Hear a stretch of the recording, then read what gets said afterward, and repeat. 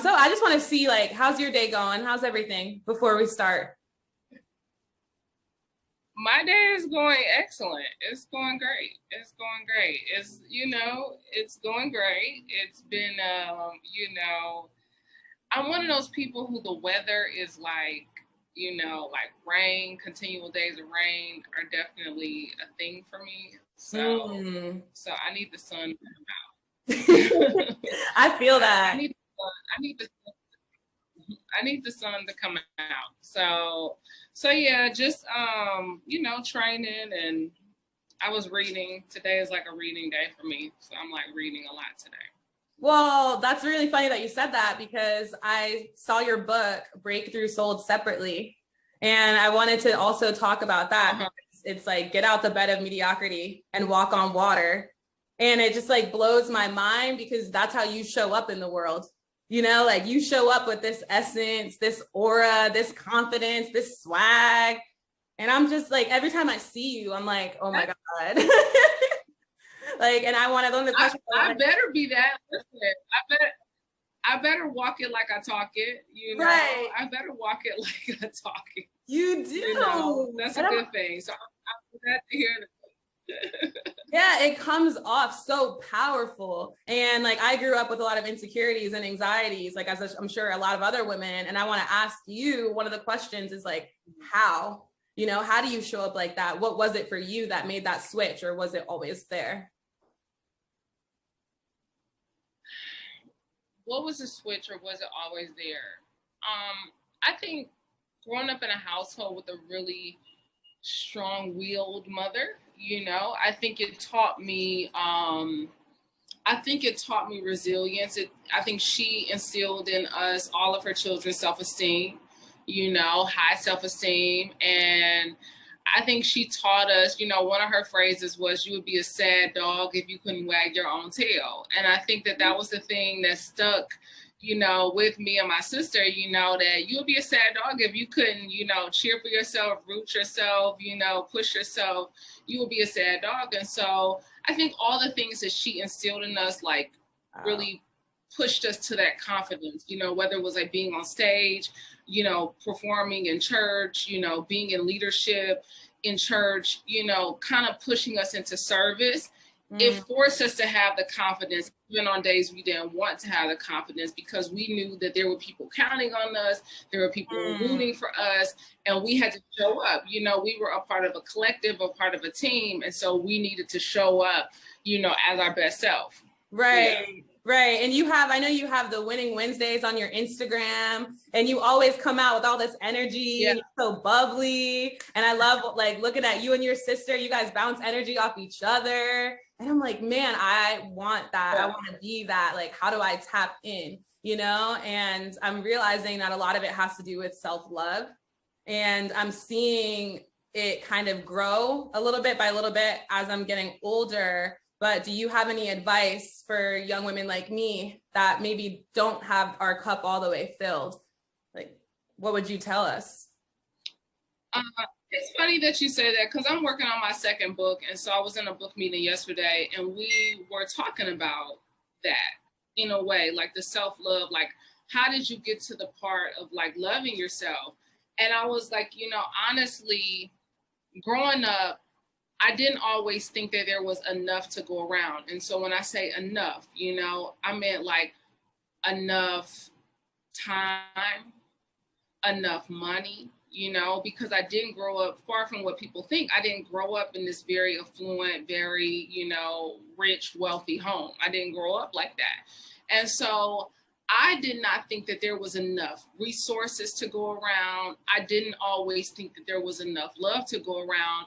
And I think that feeling of lack, that feeling of scarcity, it pours out into your life, right?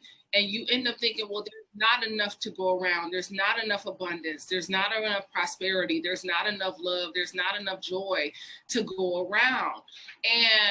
But once you start finding that joy, that happiness, that abundance, that prosperity within your own life, when you start to see your life really as a miracle, because how many people didn't wake up this morning, right? The fact that we are statistically all miracles, right?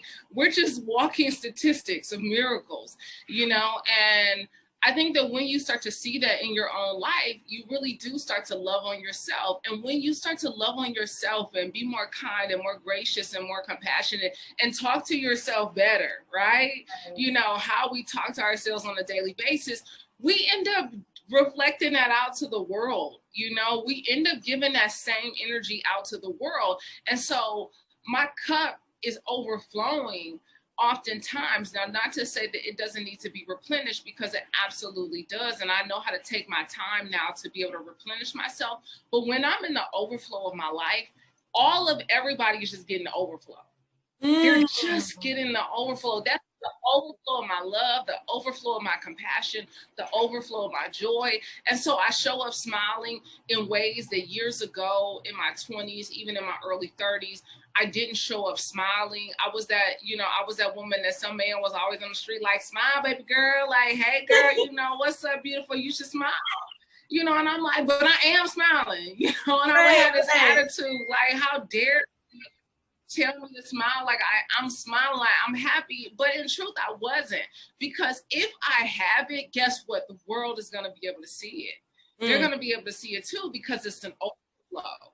Right. It's an overflow, you know, it's so much magnetism that comes with that. It's energy that comes when you feel good about yourself. There is energy that comes with that, because you're going to keep bringing that back into you, because you're like, look, I don't want this feeling to go. I don't want this to leave. I got enough.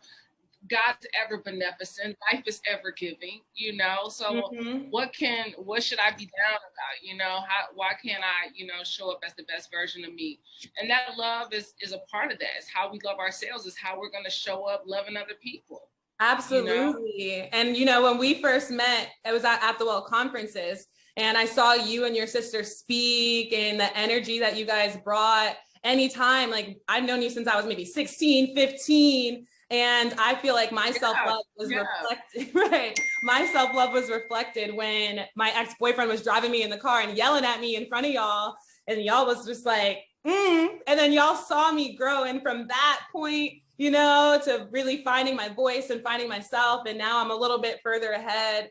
But my whole thing is, you know, self-love wasn't always there for me. You know, I didn't always like come out with all this energy and all this gratitude. Do you have any moments where you knew you're like, oh, I need to love myself more? And how did you check yourself? And then for sure, absolutely, I had many moments. I had so many moments in how I chose relationships, you know, and who I was spending my time with, and allowing in my company and in my care. I was spending time with people, and I was giving myself to people who did not deserve me, but I didn't know what the hell I was deserving of. So I was just getting whatever I was, you know, like, oh, okay, we doing this? Cool, that's what we doing. You know, oh, that's how you feeling today? That's how we feeling, you know? And no, I think that it was so often, you know, I was dating within my self-esteem. So I was picking and choosing people that reflected the part of my life where I was, you know, and we all do that. And okay, because we're all going to be in that place at some point in our lives. It's inevitable, you know? And so even with dating, I think it's even with choices that I made along, you know, along my career, you know, that were choices of a mindset of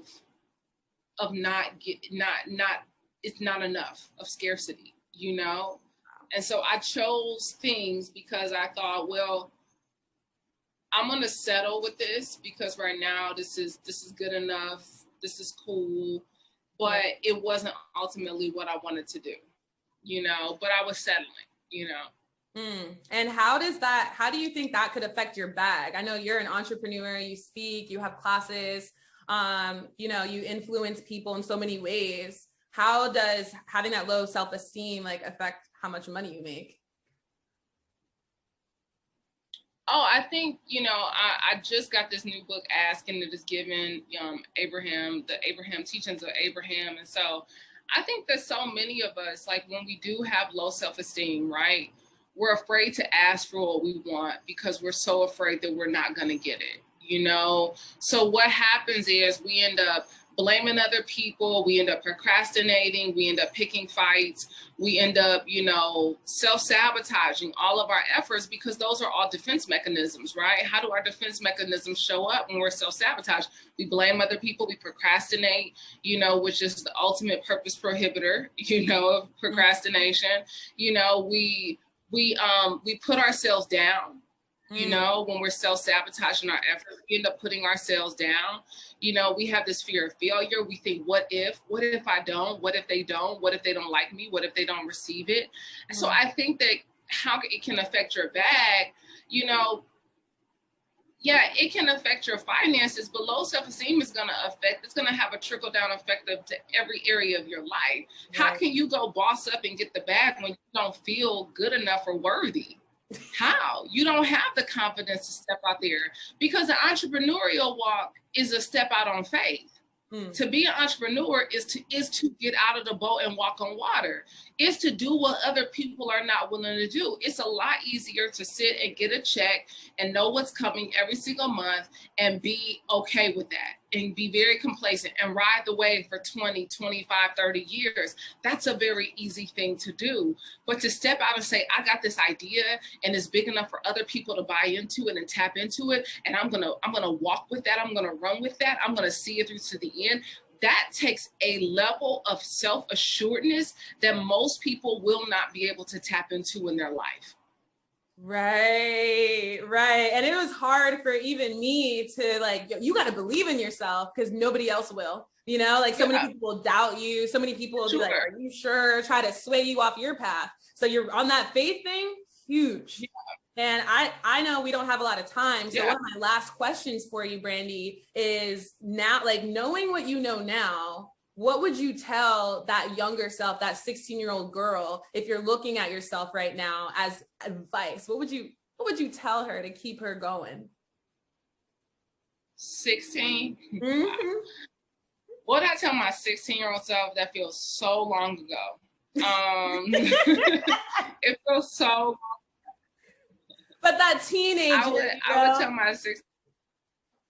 I got you. I'm saying it feels so long ago, but yet it feels like so close. You know, it feels like light years away from where I am now. Wow. Just because so much has happened and unfolded since I was 16.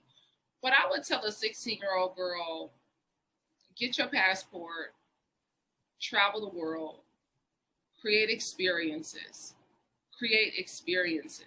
You know, it's one thing out here to go get these wigs and these weaves and all this kind of stuff and spend all your money on lashes and, you know, all that kind of stuff. But it's another thing to go get some experiences, you know, travel the world, go see different places, go experience different cultures, listen to different music, you know, like, get your passport and experience the world, see the world at 16 years old. The other thing I would tell my other, you know, advice to a 16-year-old is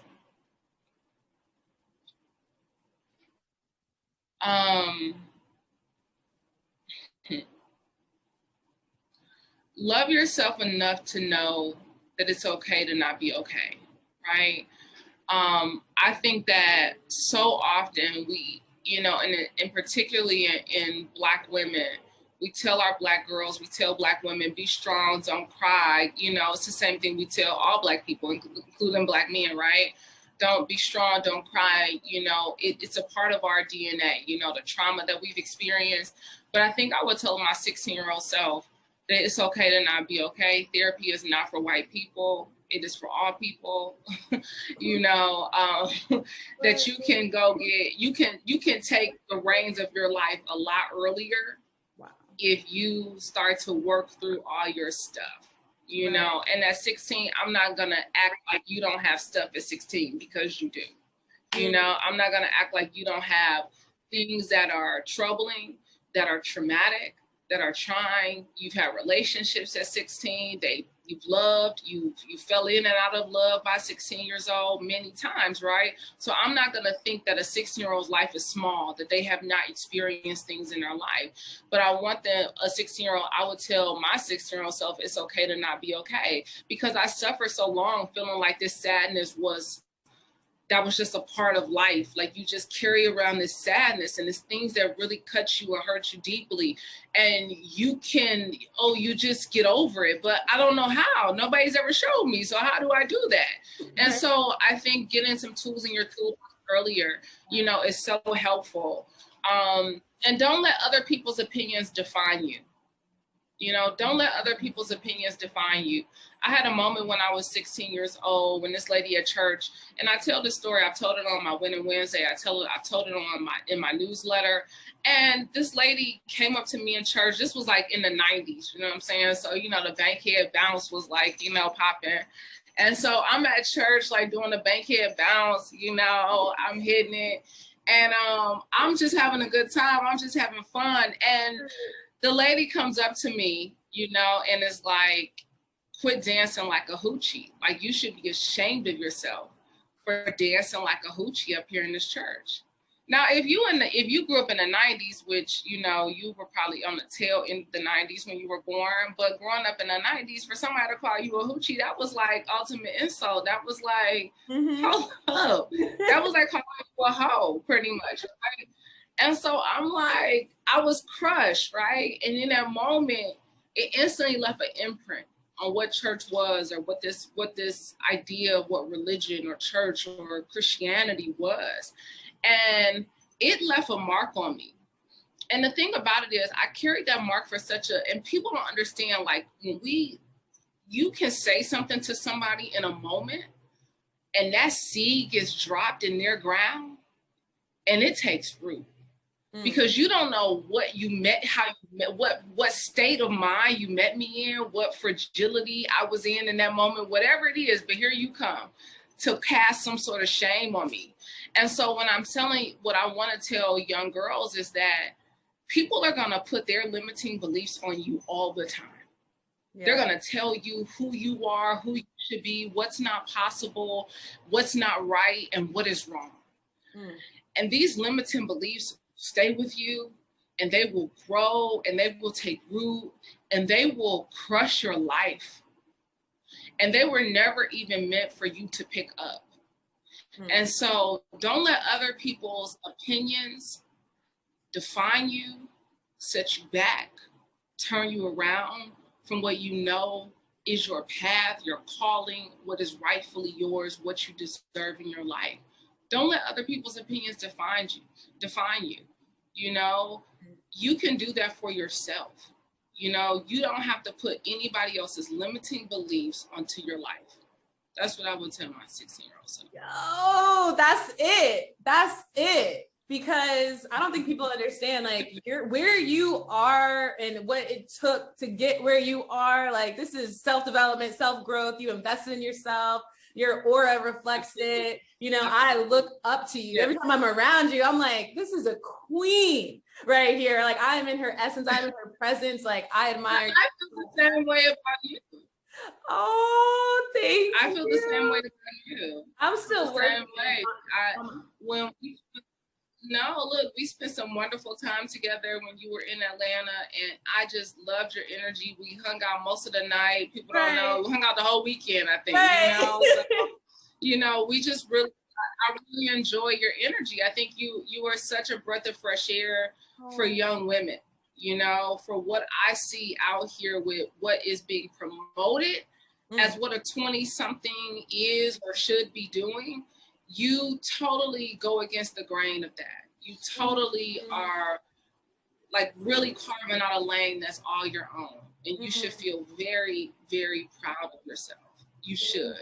Thank you. And no one should ever tell you to feel less than that. Thank you. And that's what my podcast is about, creating your own reality outside of societal norms and really standing in and hanging out with the people that you admire and respect. And that's why I had to get you on, because I admire and I respect you so much, Brandi. Thank you so much for coming on to CEO Chats.